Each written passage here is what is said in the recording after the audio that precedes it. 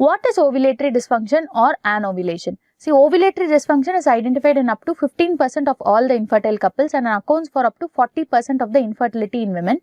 So, the menstrual history is usually they have a regular cycle, that means they are ovulating. Irregular periods is a sign of ovulation. And the next sign of anovulation, how you can predict dysfunction is to measure the luteal progesterone. So, as I told, serum progesterone level of more than 3 nanogram per ml. 1 week before the expected periods, it's a suggestion that there is an ovulation. It is not always on day 21 because not everyone has a 28-day cycle. Okay, so imagine, so it's a 35-day cycle, then do it 1 week before that on day 28.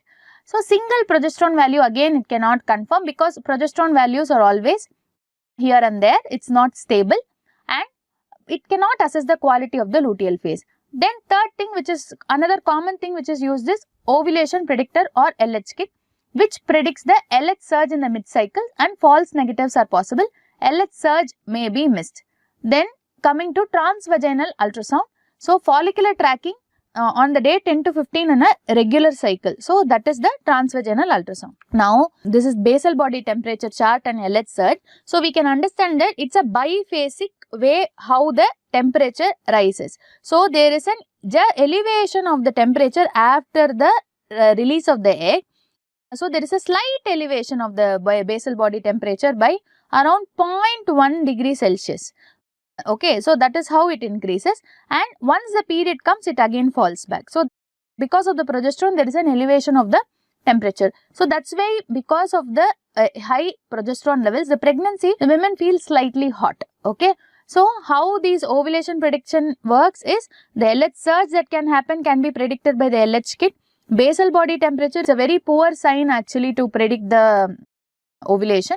So, the best thing is to actually track the follicle. Okay, serum progesterone measurement again is a very weak way to measure the ovulation. So, now going to understand the ovulation. So, there are 3 important things. One is the hormonal, one is the endometrial cycle, one is the ovarian cycle.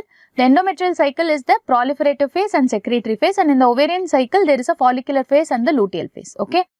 Now, let us go to the ovarian cycle alone. The endometrial cycle we are not going to analyze in this, because in the ovulation induction what is more important is how the egg is released and what we are going to do to release the egg by understanding the physiology. So, basic physiology is hypothalamo-pituitary ovarian axis. Okay, because there is a hypothalamus and there is a pituitary. From the hypothalamus there is a GnRH which is released. So, there is a decapeptide which is released from the arcuate nucleus. It has a half-life of 2 to 4 minutes and which is secreted intermittently. Okay, and this GnRH releases FSH and LH from the same cell in the anterior pituitary. But how does the pituitary know whether to secrete FSH and LH? It is by the frequency of the GnRH. Lower frequency FSH, higher frequency LH. Okay. Now, again going back, so GnRH releases FSH and LH. LH will act on the theca cells and FSH will act on the granulosa cells. Okay. So, the LH, the theca cells will actually secrete the androgens. The androgens will go to the granulosa cell and the estrogen will be released. Okay. So, the estrogen actually acts as a negative inhibitor for the FSH both at the level of pituitary and at the level of hypothalamus. And inhibin, which is released, also has a negative effect for the secretion of FSH.